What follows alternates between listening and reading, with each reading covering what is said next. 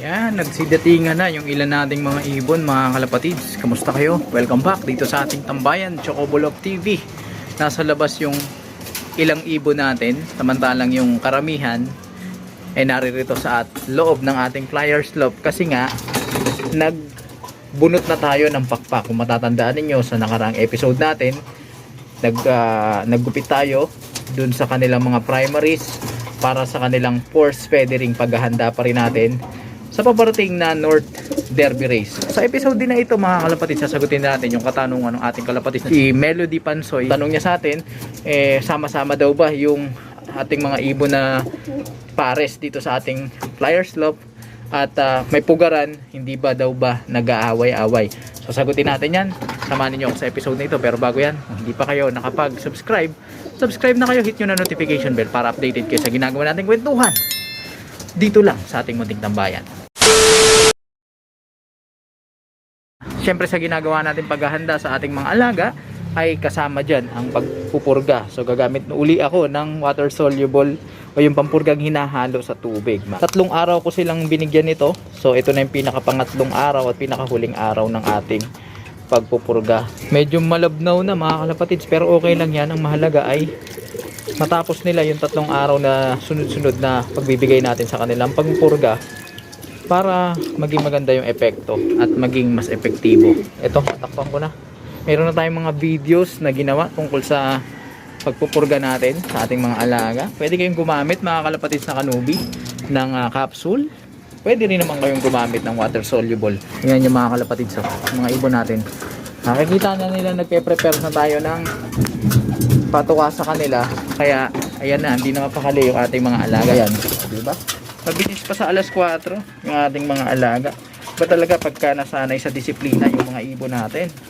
Okay? So, pasok! Dito ka, dito. Yan. Okay, ang dulo ng ating mga ibon, mga kalapatid.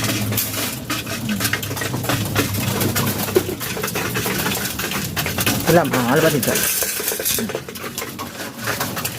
Dito naman. Ilan na? 4? 5.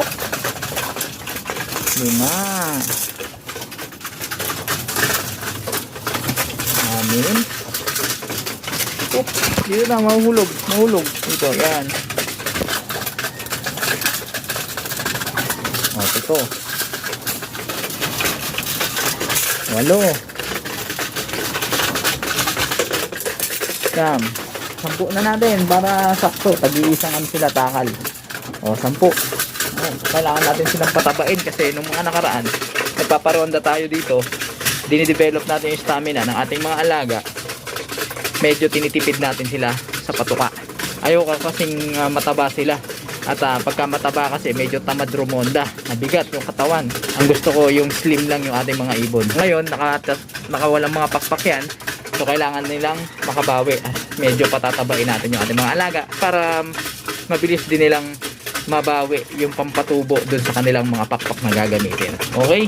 So sagutin natin yung katanungan ng ating kalapatid na si Madam Melody Pansoy. Napansin niya siguro nung mga nakaraang videos natin, yung mga nakaraang liparan natin, ay naglalagay tayo ng pugad dito sa ating flyer slope. At sa mga matatagal lang nakatutok dito sa ating tambayan, minsan naglalagay tayo ng box dito. Pinapalitan natin tong perch na to, yung bee perch na yan. Pinapalitan natin yan ng box para kapag sama sila nung pares nila. Okay, so ginagawa ko lang yun, mga kalapatid, pagka natripan ko o naisipan kong i-motivate yung ating mga alaga. So gumagamit tayo ng motivation, widowhood motivation, yung idea nun, ginagawa natin. Okay, pero kung ang pag-uusapan generally ay yung sitwasyon, kalagayan ng ating flyer slope, yes, mga kalapatids na kanubi, magkakasama yung ating mga ibon na naririto. Baga, natural system lang yan, no? Magkakasama na yung mga hen natin, mga cock, dito na sa isang loft natin. Alright? At yes, may mga pagkakataon nagpaparisan sila, gaya nito, itong ibon na to, pinaparisan niya tong ito, yung blue check na to. Tapos ito, pinaparisan niya yung may puyo. Okay, so may mga pares dyan at nagkakaroon din sila ng awayan, politika.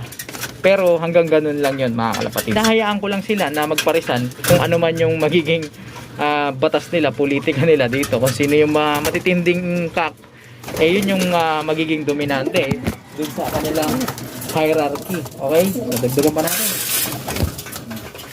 Yan sa kanila, bitin. Yan. So yun yung magiging dominante sa kanilang hierarchy dito sa ating flyer slope. Kagaya nito, ito yung dominante, si Jesse, ito, at saka yung ayun, yung nasa dulo, ayan. So sila yung dominante. So inahayaan ko lang sila. Kung may mapili silang paparisan, wala sa aking problema yun. Kasi naka-natural method tayo. Okay, pero ang layunin natin kung bakit natin sila hinahayaang magpares, eh hindi para mag-breed. Okay? Kaya mapapansin ninyo, sa pagkakataong ito, eh wala tayong nakalagay na mga pugad or nest dito sa ating loob ng ating flyer slope. At mapapansin ninyo, naka-bee perch tayo. Kung magparisan man sila, hindi rin basta-basta makakapag-itlog yung mga yan. Kasi nga, naka-bee perch tayo. Tendency niyan, hindi sila makakapagligaw-ligawan, hindi sila makakapagsama ng pares nila kasi magkakahiwalay sila. At tingnan nyo, may harang pa yan, di ba? Sa gitna, ganun din dun. So, maaaring magparisan sila, magligawan sila, pagka pinaronda natin sila, dito nandang dito sila sa labas, minsan nagme-mate sila, okay lang yun mga kalapatids. Pero kapag pumasok sila dito sa ating flyer slope, ay kita nyo wala silang itlogan. Yung mga nagpaparisan ay walang privacy dyan dahil kanya-kanya sila ng beeper. So ang tendency nyan ay nadidemotivate din yung mga hen na mag-itlog. Kaya tingnan nyo, pansinin nyo, ang tagal-tagal na magpaparis ng mga to. At lagi nagme-mate yan sila sa labas, lagi nagkakastahan yan kapag nagpaparonda tayo. Pag bumaba sila, magliligawan, maglalandian, magme-mate. Okay, pero hanggang ngayon, yan yung wala tayong nakikitang itlog ng isa nating ginagawang pamamaraan para makontrol yung ating mga alaga. Baka na sila kung magparisan sila dyan, kumbaga doon na lang tayo sa diskarte natin kung paano natin kokontrolin yung kanilang populasyon. Saka syempre yung pagkain na binibigay natin ay sapat lang sa kanila, hindi tayo nag-overfeed at mostly carbohydrates and mga energy seeds yung binibigay natin kasi nagpaparonda tayo ng mga nakaraan, nagpapalakas tayo ng stamina. So hindi tayo masyadong nagbibigay ng protina para ma-discourage din yung kanilang katawan na mangitlog, lalo na sa panig ng mga hen na narito. Tignan nyo mga kalapatid, simot na simot yung kanilang patoka, kaya lagyan natin yan. Ibig sabihin pagka simot, kulang na kulang pa mga kalapatid. Ayan. At pagka naglilipad ako, tama lang yung mga binibigay kong pagkain, minsan ginugutom ko pa. Pero ngayon na nagpapatubo na ako ng kanilang mga pakpak dahil nga kailangan tumubo na yan bago pa magsimula yung training. Ayan, medyo dinadagdagan ko yung kanilang patuka dahil dito lang naman sila. Tsaka papapayat yung ating mga alaga dahil nga sa mga nakaraang pagda-diet nila at ginagawa nating pagroronda. Okay? So ganyan lang yung mga simpleng ginagawa ko para makontrol ko yung populasyon ng aking mga ibon dito sa loob ng ating flyer slope. Alright? At sana nakakuha ng idea yung ating kalapatids na nagtatanong tungkol sa sistema ng ating mga alaga dito sa ating flyer slope. Mas maganda sana kung meron kayong malaking pwesto, may malaki kayong loft, pwede nyo pag-iwalay yung babae at lalaki, yun, mas mamamanage nyo ng maayos yung inyong mga alaga. Pero tingnan nyo naman tayo, maliit lang yung ating flyer slope at dumedepende lang tayo dun sa sitwasyon na meron tayo.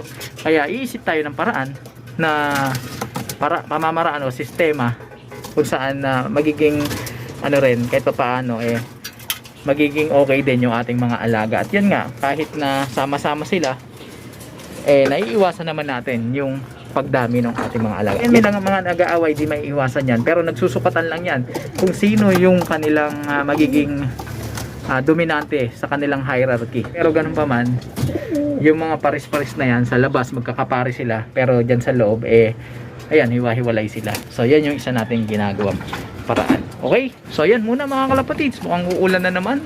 Tag-ulan na talaga. Ingat-ingat kayo mga kalapatids. Keep safe everyone. Sa mga hindi pa nakapag-subscribe dyan, ano pang hinihintay nyo? Mag-subscribe na kayo. Hit nyo na notification bell para updated kayo sa ginagawa nating kwentuhan dito lang sa ating munting tambayan. Paano mga kalapatids?